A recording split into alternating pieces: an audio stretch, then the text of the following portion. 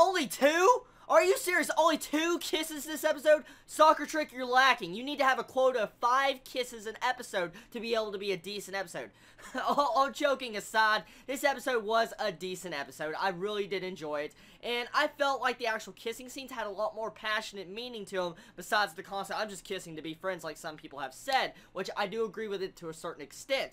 Now, the animation style of this episode, it felt good at points, and it felt lacking. Let's talk about the reason why I felt certain animation points were lacking. It felt like they got really lazy with wanting to use the camera angles, especially with doing close-up shots on, I'm guessing, the hair antenna, or whatever you want to call that. And so, pretty much, they got a little bit annoying. It doesn't bug me much, since it's a moe-type anime, and the way this anime is based on, you know, Yuri romance, so I can look past it. But if this was any other anime, especially like an action scene or something, or a straight-out comedy, this would get freaking old fast. So I'll look past it for now. Hopefully they don't keep using these scenes over and over, constantly doing, you know, like I said, hair close-up shots. Now, there was quite a bit of fan service in this episode. Once again, we get our standard camera up angle shots, almost peeking up their skirts, but we get a lot of Opie bouncing this episode. I mean, it was mainly just Mitsuki that was actually bouncing all over the place, okay? We literally hear the boing, boing. We all heard that. I know for a fact. I was like, oh my god.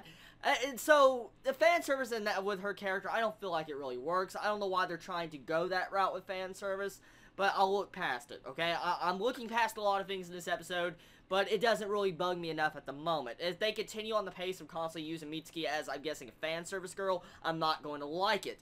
But I do love the Shizuku fan service, the Chibi fan service, right at the end of this episode. That was so fucking awesome. Okay, we all have seen fan service, yes. And we all know how I feel about Chibis. Okay, we got that point across.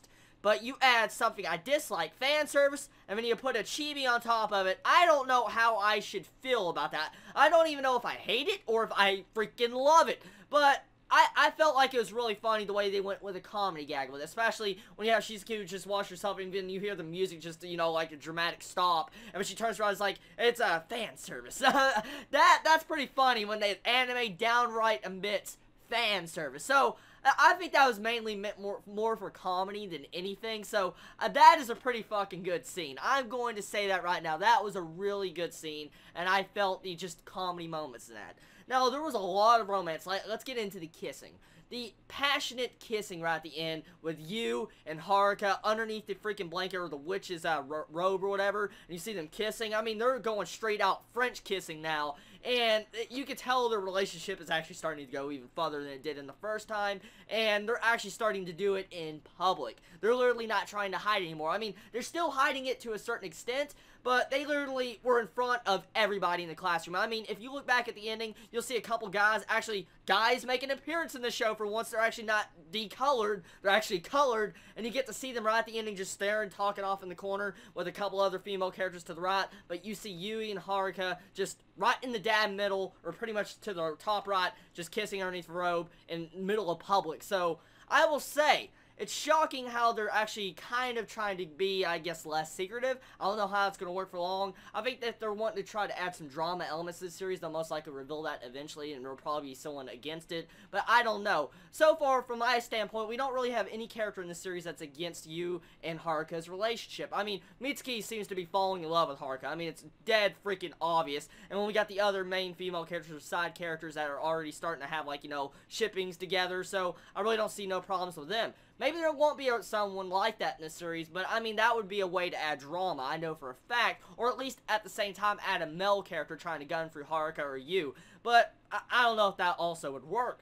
But still, this episode did a good job. A little bit of problems with it, but it wasn't a bad episode. I enjoyed it for what it did. It was a very adorable moe episode. I love you, and I love Haruka. They're great characters, and I love their personalities, especially when they act all jealous. Like you right at the beginning being all jealous and freaking just wanting that coffee, that mocha. I don't even know the full name of it. Wanting that mocha, and we're just like, I got some, kochi, and she grabs it, starts drinking it, and then you see Haruka get all upset, which is pretty funny. I love the entire jealousy moments, because that's something adorable in the show. I really like those jealousy moments. Even though they're cliche, they're a good cliche that makes me interested. And so, I think Sakura Trick mainly runs on cliches, to be honest, and on the borderline of, I guess, really passionate romance. It really is, because really having the romance, they're not being interrupted by any other characters, they're just getting along. I mean, yes, there's jealousy moments, and yes, we see other potential love triangle starting to form. I don't feel like that's going to interrupt the show, so I like the progression of this episode. It was a decent episode. The plot's still kind of out there. I mean, it really is, but I mean, Sakura Trick is not meant for plot. It's meant for, like we all know, just